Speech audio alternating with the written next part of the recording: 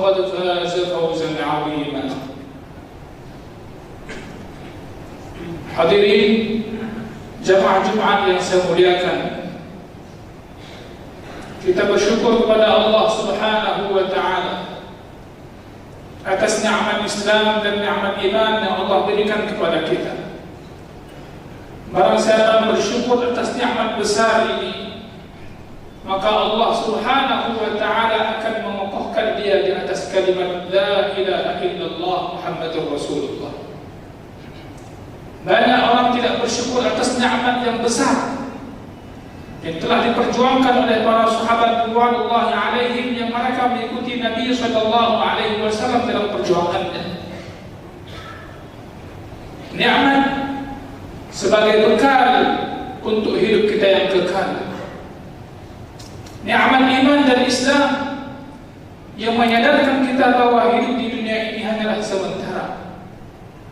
Hidup di dunia ini fana.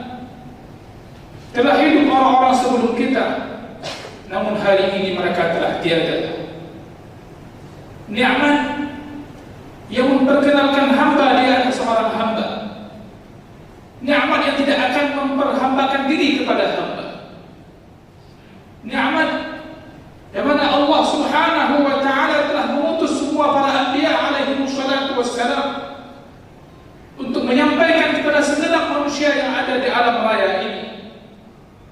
Tauhidkanlah Allah Subhanahu wa Ta'ala, janganlah kalian menyekutukannya. Nikmat yang mana para Nabi sallallahu alaihi wasallam mereka telah memberikan kita kunci, yang mana bukan sembarang kunci, yaitu kunci syurga. Nikmat yang memperkenalkan kepada kita seharusnya kita berjuang hanya untuk mendapat itu dengan cara mencari ridha Allah Subhanahu wa Ta'ala semata. Sungguh orang-orang yang gagal di dunia adalah orang yang rela mengorbankan ridha Allah untuk mencari ridha manusia. Sebagaimana orang yang beruntung adalah orang yang rela dihina oleh manusia untuk mencapai ridha Allah Azza wa Jalla. Hadirin yang saya muliakan, maka Allah Subhanahu wa Ta'ala menyebutkan dalam Al-Quran, fastabiqul khairat, hendaknya kalian berlomba-lomba dalam kebaikan. Kenapa kita mesti berlomba-lomba? Karena jawabannya tadi, hidup ini singkat. Di ayat yang lain Allah mengatakan, wasari'u ila maghfiratin min rabbikum wa jannatin 'arduha as-samawati wal ard u'iddat lil muttaqin. Kenapa kalian mesti bersegera? Kenapa mesti bersegera? Karena hidup ini singkat. Maka fastabiqul khairat, dalam kehidupan yang singkat untuk memasuki kehidupan yang abadi. Hadirin yang saya muliakan, maka di kesempatan yang singkat ini khatib mengajak kita semua untuk masing-masing merenung sudah sejauh mana kita melangkah di muka bumi Allah ini, dan apa yang telah kita gunakan dengan segala nikmat yang diberikan kepada kita, apa yang telah kita korbankan untuk agama Allah Subhanahu wa Ta'ala. Sahabat yang mulia Sahal bin Sa'ad radhiyallahu anhu, sebagaimana hadis ini disebutkan juga oleh Anas bin Malik radhiyallahu anhu dalam hadis Sahih Muslim, beliau menceritakan ketika para sahabat Nabi sallallahu alaihi wasallam bersama baginda sallallahu alaihi wasallam dalam sebuah momen kejadian yang tidak bisa dilupakan sepanjang zaman oleh kaum muslimin, yaitu ketika menjelang perang Khandaq. Di waktu itu Rasulullah sallallahu alaihi wasallam bersama para sahabat bersama-sama mereka menggali parit berdasarkan usulan Salman Al-Farisi radhiyallahu anhu.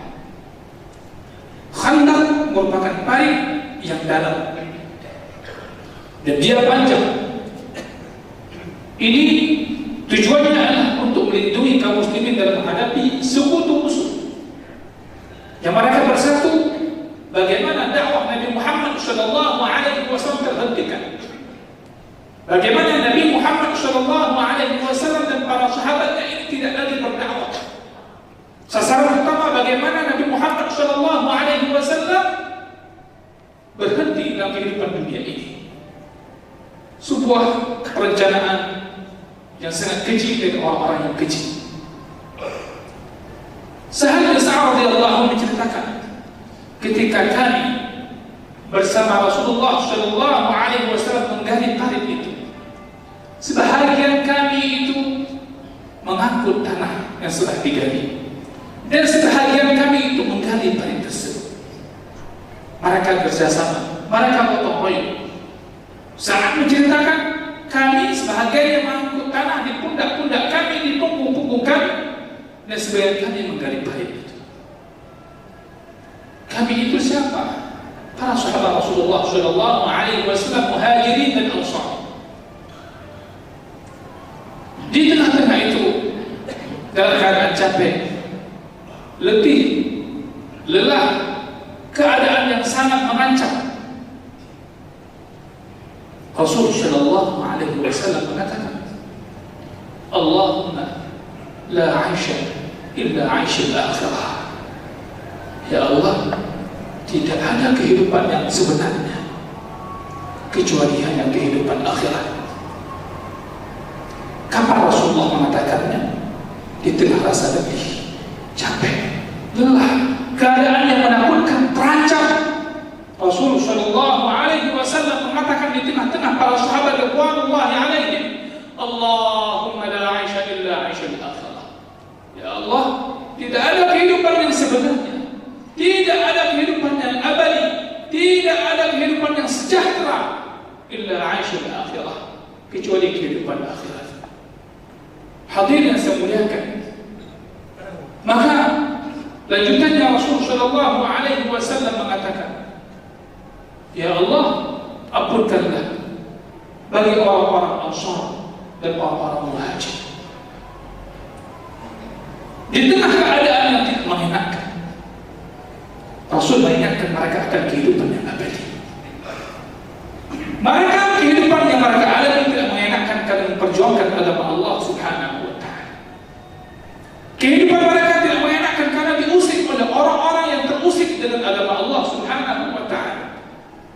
Dan senantiasa kehidupan dunia ini akan terusik orang-orang yang tidak senang dengan agama Allah subhanahu wa ta'ala. Apapun slogan yang mereka angkat, apapun syiar yang mereka angkat, bendera apapun namanya, mereka akan tetap benci kepada agama yang dibawa oleh Nabi Muhammad sallallahu alaihi wasallam. Selembut apapun dainya, mereka akan mencari di mana letak masalahnya. Tak lain dan tak bukan, walan tarda anka al-yahud walan nasara hatta tattabi'a millatahum. Hari ini di mana letak capek kita, lelah kita, letih kita atas agama Allah subhanahu wa ta'ala. Berapa bagian hidup kita yang letihnya kita itu karena agama Allah subhanahu wa ta'ala, atau karena kita mencari harta hanya untuk menghidupkan dapur di rumah kita. Hadirin sekalian, untuk membandingkan umat Nabi Muhammad sallallahu alaihi wasallam, dan kita untuk memantaskan diri nanti berjumpa dengan Rasulullah sallallahu alaihi wasallam, bukan hanya sok kenal dengan Nabi Muhammad sallallahu alaihi wasallam ketika beliau telah tiada, tapi bagaimana berusaha untuk menjadi orang yang dikenal oleh Nabi Muhammad sallallahu alaihi wasallam dalam lautan manusia nanti di harinya.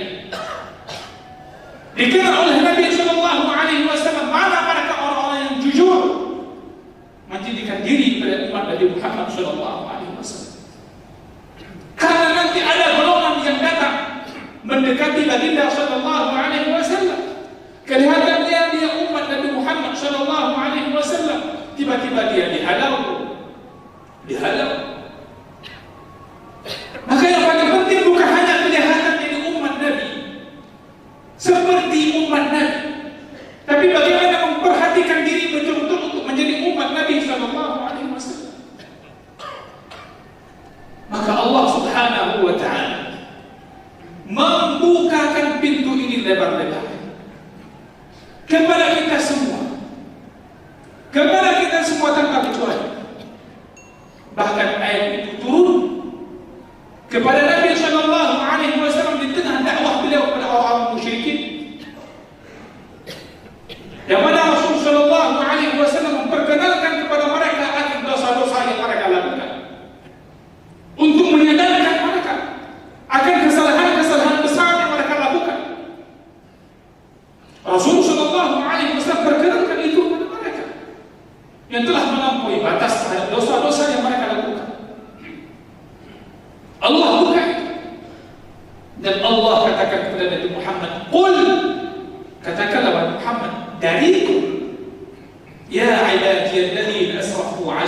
anfusihim la taqnatu min rahmatillah. Sejenis apapun engkau wahai hamba Allah, dalam pandangan manusia Allah membukakan peluang besar bagimu untuk bertobat kepada Allah. Allah masih memanggilmu sebagai hamba-hamba-Nya. Maka barang siapa yang masih dipanggil oleh Allah sebagai hamba Allah, maka dia sangat pantas untuk menjadi umat Nabi Muhammad sallallahu alaihi wasallam. Bukankah dulu para sahabat radhiyallahu alaihim yang mereka dulu bergelimang dengan dosa sebelum mengenal Nabi Muhammad sallallahu alaihi wasallam? Bukankah dulu mereka di antara mereka pembunuh dan sejumlah gerakan dosa-dosa besar lain? Namun ketika mereka sedang bermajlis dengan Rasulullah sallallahu alaihi wasallam, mendengar bacaan ayat Al-Quran yang dilantunkan, mendengar nasihat-nasihat Rasulullah sallallahu alaihi wasallam, hati mereka menjadi lembut. Seketika mereka menjadi orang-orang radhiyallahu anhum wa radu anhu, orang-orang yang ridha kepada Allah, dan mereka pun diridhai oleh Allah Subhanahu wa taala. Hadirin berbahagia, maka kepada setiap umat Nabi Muhammad sallallahu alaihi wasallam tanpa kecuali saya pribadi yang berbicara, tugas terbesar bagi kita hari ini adalah bagaimana memantaskan diri sebagaimana umat Nabi Muhammad sallallahu alaihi wasallam bercapek-capek, berletih-letih memikirkan agama ini, memikirkan umat yang dipikirkan oleh Nabi Muhammad sallallahu alaihi wasallam. Kita akan dapat bagian dari kecintaan Nabi sallallahu alaihi wasallam sejauh mana kita berikan bagian diri ini memperjuangkan apa yang diperjuangkan oleh Nabi Muhammad sallallahu alaihi wasallam. Berapa kali kita pernah berpikir tentang diri kita? Berapa kali kita pernah berpikir tentang tetangga kita, anak kita, saudara kita? Ketika di dunia bersama, pernah kita berharap akan di surga juga bersama? Pernahkah kita hari ini ketika mendengar Nabi sallallahu alaihi wasallam menyampaikan pesan-pesannya melalui umat yang telah menerima hadis-hadisnya, terbayang oleh kita, bilakah suatu saat aku berjumpa dengan baginda sallallahu alaihi wasallam? Itu kerinduan yang ada pada sahabat Nabi sallallahu alaihi wasallam dan banyak besar. Mereka yang hari-hari orang yang melayani Rasul sallallahu alaihi wasallam. Ketika Rasul sallallahu alaihi wasallam mengatakan kepadanya, mintalah sesuatu kepadaku, maka sahabat yang mulia mengatakan, ya Rasulullah, aku di dunia ini bisa bersama, bagaimana nantinya akan aku bisa bersamamu di surga? Ketika engkau telah tiada, kita akan berpisah di dunia ini, apakah kita akan bisa bersama di surga? Rasul mengatakan, tidak ada permintaan yang lain. Permintaan yang lain yang berhubungan kehidupan di dunia ini dan sebagainya, tidak ada. Maka sahabat yang mulia yang mengenal makna hakikat hidup bukan kehidupan dunia, maka meminta kepada Rasulullah, ya Rasulullah, tidak ada yang lain. Maka Rasul sallallahu alaihi wasallam mengatakan, kalau demikian, maka hendaknya aku membantu aku dengan memperbanyak sujud, memperbanyak sujud, menjaga salat. Ini perkara yang paling besar yang hari ini umat Nabi Muhammad sallallahu alaihi wasallam tidak sedikit dari mereka mengabaikan perkara salat. Mengabaikan perkara salat. Ini perkara yang paling penting. Bahkan Rasulullah sallallahu alaihi wasallam mengatakan bahwa saya ketahuilah oleh kalian bahwa sebaik-baik amal kalian adalah salat, dan tidak ada yang menjaga wudu kecuali hanya orang mukmin. Tidak ada yang menjaga wudu kecuali orang mukmin. Oleh karena itulah jemaah sekalian, hari ini kita yang telah hadir ke rumah Allah yang mulia ini, jangan pernah merasa lebih antara satu dengan lainnya. Karena Allah Subhanahu wa ta'ala Maha tahu tentang isi hati kita semua. Allah Subhanahu wa ta'ala Maha tahu akan tujuan kita masing-masing hidup di dunia ini, apapun gerak-gerik yang kita lakukan. Makanya orang yang salat yang ada di masa Nabi sallallahu alaihi wasallam memikirkan orang yang tidak salat, bagaimana mereka salat, sehingga jadi mereka lah orang-orang yang tidak pernah ujub, sum'ah, ria, takabur, karena ujub, sum'ah, ria, takabur, ini adalah binasa. Orang-orang yang hari ini telah Allah berikan mereka hidayah, hadir ke rumah Allah Subhanahu wa ta'ala, dia bisa masuk saf pertama, kedua, dan seterusnya. Ketahuilah oleh kalian ayat Allah Subhanahu wa ta'ala yang tuju kepada kita semua. Jangan pernah merasa kita ini hebat, lebih dibandingkan orang lain. Ketahuilah, bisa jadi dalam waktu yang sama mereka tidak saf terdepan ataupun datangnya belakangan, mereka datang dengan penuh penyesalan. Itu lebih mulia dari orang yang datang duluan dengan penuh kesombongan. Hadirin sekalian, namun ini bukan sebuah motivasi untuk datang terlambat dan datang dengan penyesalan.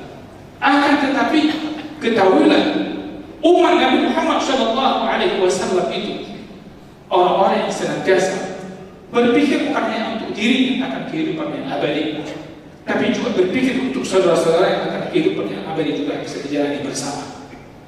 Hadirin berbahagia, maka di sini kita mengingat diri kita masing-masing. Setiap khatib mengatakan, fattaqullaha la'allakum tuflihun. Bertakwalah kalian kepada Allah Subhanahu wa ta'ala agar kalian mendapatkan kemenangan.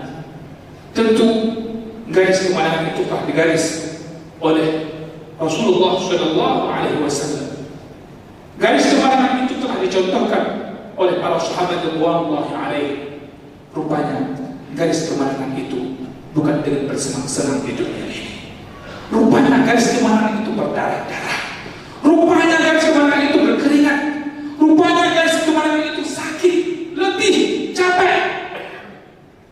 Garis kemenangan itu rupanya butuh pengorbanan, bukan hanya jiwa, tapi harta. Jangan sampai bertumpuk di dunia. Kita pergi duluan, namun harta jadi rampasan dari orang setelah kita. Oleh karena itulah Allah Subhanahu wa ta'ala mengingatkan kita, jangan sampai kalian tertipu dengan kehidupan dunia. Mudah-mudahan kita menjadi hamba-hamba yang dipertemukan oleh Allah Subhanahu wa ta'ala bersama al-anbiya, bersama asy-syuhada, bersama as-siddiqin dan lain sebagainya. Allah Azza wa Jalla Maha tahu akan kejujuran niat kita. Dan barang siapa yang bermohon kepada Allah, bermohon kepada Allah dengan ketulusan hati, Allah Subhanahu wa ta'ala akan menampakkan itu kepada hambanya. Sebagaimana dalam sebuah riwayat hadis menyebutkan, barang siapa yang minta kepada Allah Subhanahu wa ta'ala akan diberikan kepadanya syahid, maka Allah akan berikan dia syahid walaupun mati di ranjang tidur rumahnya. Barakallahu li wa lakum fil Qur'anil 'azim wa nafa'ani wa iyyakum bima fihi min al-ayati wa dhikril hakim wa taqabbala minni wa minkum tilawatahu innahu huwas sami'ul 'alim fastaghfiruhu innahu huwal ghafurur rahim.